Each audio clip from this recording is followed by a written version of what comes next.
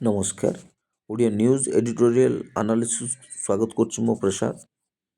ଚାଲନ୍ତୁ ପଢ଼ିବା ଏକ ଆର୍ଟିକାଲଟେ ମୋତେ କ୍ଷମା କର।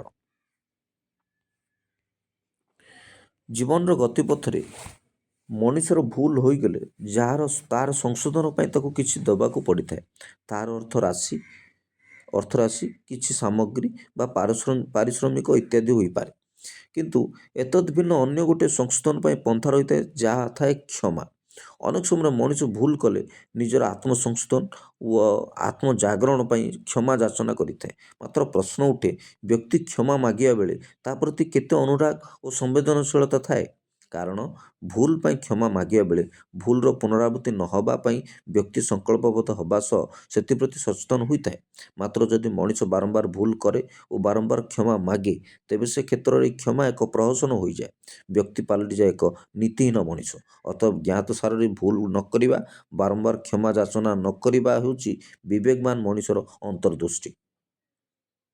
ତେବେ କ୍ଷମା ମାଗିବା ଓ କ୍ଷମା ପ୍ରଦାନ କରିବା ମଧ୍ୟରେ ଥାଏ ଏକ ସେତୁ, ଯାହାକୁ ଅତିକ୍ରମ କରିବା ହେଉଛି ଏକ ସଂଘର୍ଷର ପୃଷ୍ଠଭୂମି। କଥୋପକଥନରେ ଭୁଲ କରି ବାରମ୍ବାର ମୋତେ କ୍ଷମା କର କହିବା ହେଉଛି ଏକ ଅପରିଣାମଦର୍ଶୀ ଭିକ୍ଷାବୃତ୍ତି।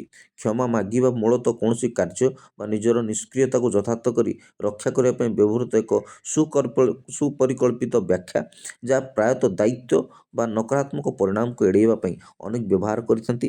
କ୍ଷମା ଉପରେ ଅତ୍ୟଧିକ ନିର୍ଭରଶୀଳ ବ୍ୟକ୍ତିଗତ ଅଭିବୃଦ୍ଧିରେ ବାଧା ସୃଷ୍ଟି କରିପାରେ ଓ ଅନେକ ସମୟରେ ଏଥିରେ ସମ୍ପର୍କ ନଷ୍ଟ ହୋଇଥାଏ।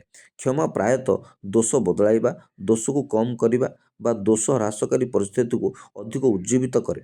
କ୍ଷମା ମାଗି ବ୍ୟକ୍ତିମାନେ ଏକ ସକାରାତ୍ମକ ଆତ୍ମ ପ୍ରତିଛବି ବଜାୟ ରଖିବାକୁ ଚେଷ୍ଟା କରିପାରନ୍ତି ଓ ଦୋଷ କିମ୍ବା ବିଫଳତାକୁ ସ୍ୱୀକାର କରିବାର ଅସୁବିଧାକୁ ଏଡ଼ାଇ ପାରନ୍ତି। ମାତ୍ର ସ୍ଥିତି ଓ ପରିସ୍ଥିତିର ସମନ୍ୱୟରେ ଅନେକ ସମୟରେ ମଣିଷ କ୍ଷମା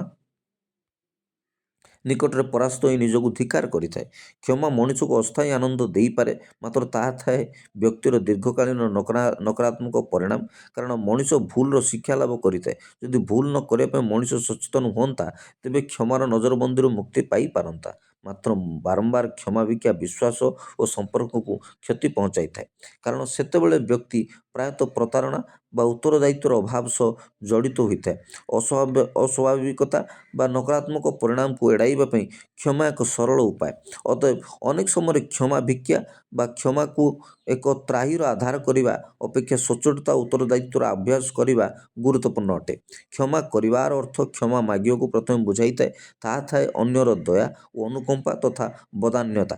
ମାତ୍ର ବ୍ୟକ୍ତି ସ୍ୱାଭିମାନ ଓ ଆତ୍ମମର୍ଯ୍ୟାଦାକୁ ଆଧାର କରି ଯଥେଷ୍ଟ ଯତ୍ନବାନ ହୋଇ କ୍ଷମାର ଆବଶ୍ୟକତାକୁ ଉପଲବ୍ଧି କରିବା ଉଚିତ। କ୍ଷମା ଓ ବାସ୍ତବତା ପରିସ୍ଥିତି ପ୍ରତି ଭିନ୍ନ ଆଭିମୁଖ୍ୟକୁ ପ୍ରତିପାଦିତ କରେ। ବିଶେଷତଃ ଯେତେବେଳେ ଘଟଣା ଯୋଜନା ଅନୁଯାୟୀ ହୁଏ ନାହିଁ।